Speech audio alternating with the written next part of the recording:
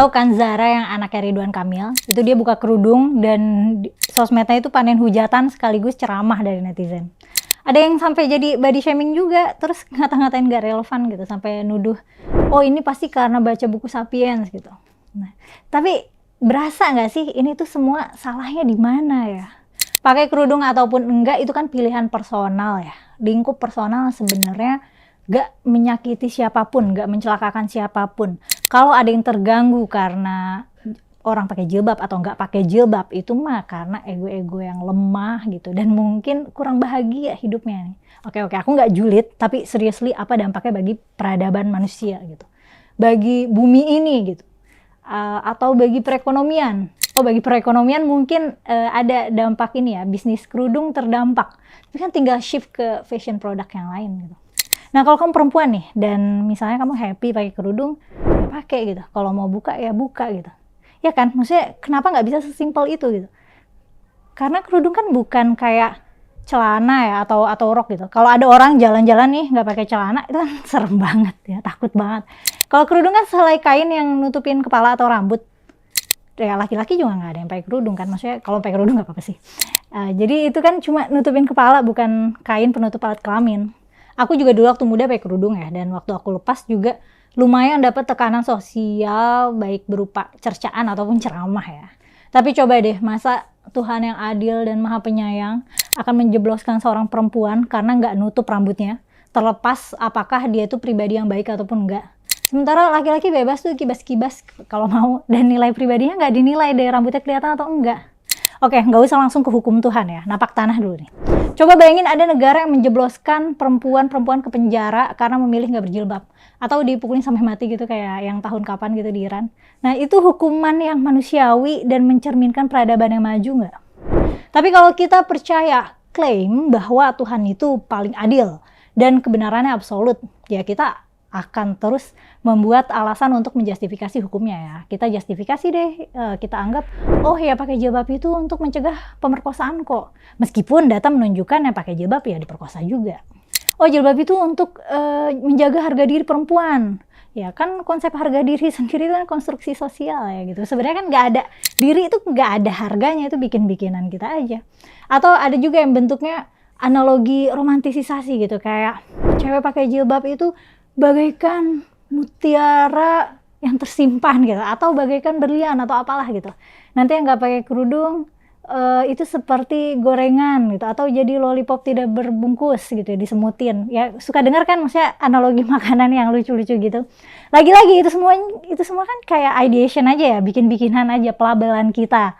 Ya sebenarnya manusia-manusia aja, dia pakai kerudung nggak pakai kerudung nggak bikin dia jadi lollipop semutan gitu.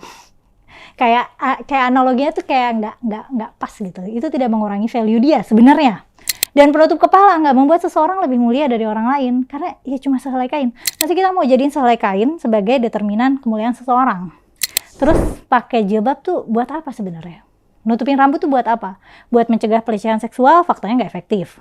Kayak ya kita tahu kan, anak-anak pun bahkan rentan juga jadi korban. Padahal secara teknis syariat, anak-anak tuh belum punya aurat.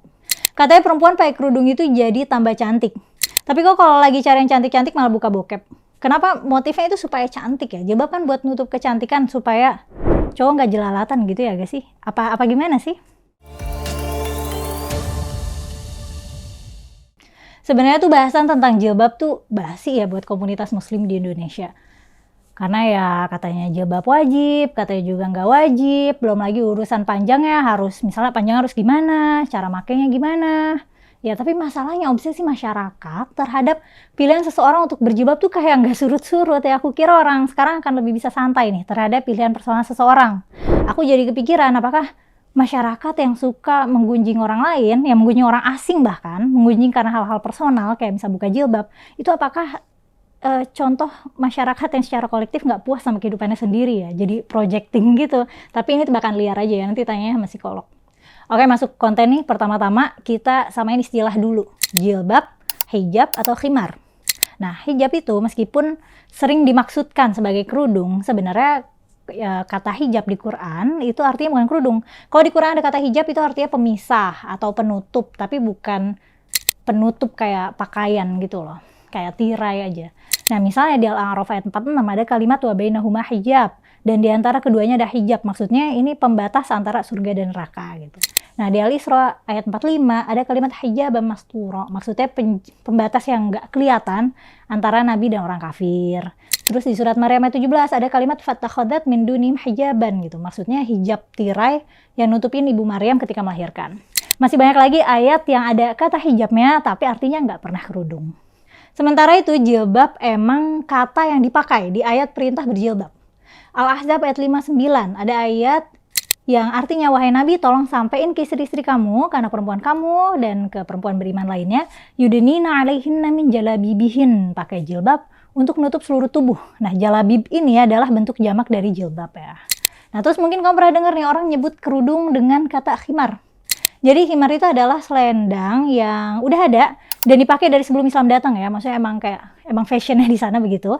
Nah, biasanya disangkutin di kuping, terus dikebelakangin, jadi dadanya terekspos. Nah, itu namanya khimar. Makanya istilahnya khimar di Quran itu bunyinya waliyadribna bikhumurihinna ala juyubihin, julurkan khimar di atas dada. Jadi sebelumnya tuh orang kalau pakai kerudung dikebelakangin gitu. Supaya lehernya, supaya kalungnya kelihatan gitu. Nah, sekarang kita ngomongin tujuannya nih. Kenapa cewek-cewek di masa itu disuruh berjilbab? Dulu pas zaman Nabi tahun 600-an abad ke-7. Kakus itu belum kayak toilet modern kayak sekarang. Tempat kakus tuh berjarak sama pemukiman. Jadi kalau misalnya cewek-cewek kebelet nih malam-malam, mereka jadi ke tempat kakus gelap-gelapan. Dan karena belum ada listrik kan ya, jadinya gelap gitu. Dan jadinya nggak aman. Jadi suka digangguin, bahkan diperkosa gitu. Ya, terus turunlah ayat yang memerintahkan untuk pakai jilbab. Katanya supaya ayyarafna fala yu'dzen, supaya bisa dikenali dan gak diganggu. Dikenali di sini maksudnya adalah dikenali sebagai wanita yang merdeka dan terhormat ya, bukan dikenali sebagai orang Islam gitu. Wah, orang Islam tuh jangan diganggu, nggak gitu, karena yang nggak Islam juga pakai kerudung. Nah, tujuan utamanya tuh bukan buat identitas sebagai Muslim. Nah, karena kan tadi ya jilbab sebagai pakaian dulunya bukan pakaian eksklusif muslimah gitu. Yahudi dan Nasrani pada masa itu juga ya pakai jilbab juga gitu. Emang fashion culture-nya begitu karena di sana panas kan ya, menyesuaikan iklim ya. Terus kenapa kok disuruh berjilbab supaya dikenali sebagai wanita merdeka dan terhormat? Nah, konteks ini penting karena dulu kan ada perbudakan ya. Jadi ada perempuan yang merdeka, ada perempuan budak atau hamba sahaya. Nah, perbudakan ini untuk catatan penting ya, perbudakan ini bukan ajaran Islam ya, bukan karena Islam yang enable. Ya emang dari sebelum Islam, jauh sebelum Islam emang udah ada perbudakan. Dan ya udah lanjut aja gitu. Situasi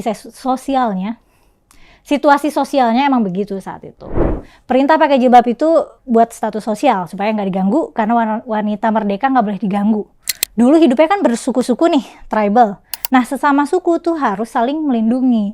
Kalau ada orang dari suku lain ngeganggu seseorang dari suku tertentu, ya itu berarti ngajak ribut satu suku.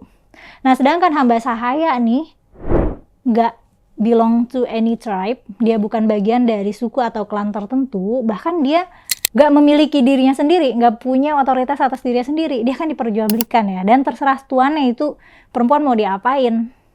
Nah, perempuan budak nih gak punya pelindung, jadi kalau digangguin ya udah. Dan emang fokus perintahnya ini perintah untuk pakailah jilbab agar tidak diganggu ya, bukan janganlah mengganggu orang yang pakai jilbab atau janganlah mengganggu orang yang gak pakai jilbab gitu. Ini perbudakan ini kesannya kejam ya, kedengarannya kejam, tapi kapan-kapan aku cerita deh tentang perbudakan sebelum dan setelah Islam, tapi nanti kepanjangan, sekarang fokus jilbab dulu. Terus perintah jilbab yang lain itu yang bunyinya julurkan khimar ke dada itu, tujuannya untuk modesty ya, atau kesopanan. Nabi kan orang Mekah ya, pindah ke Madinah bersama para muhajirin. Muhajirin itu literally artinya orang yang hijrah ya, orang Mekah yang hijrah.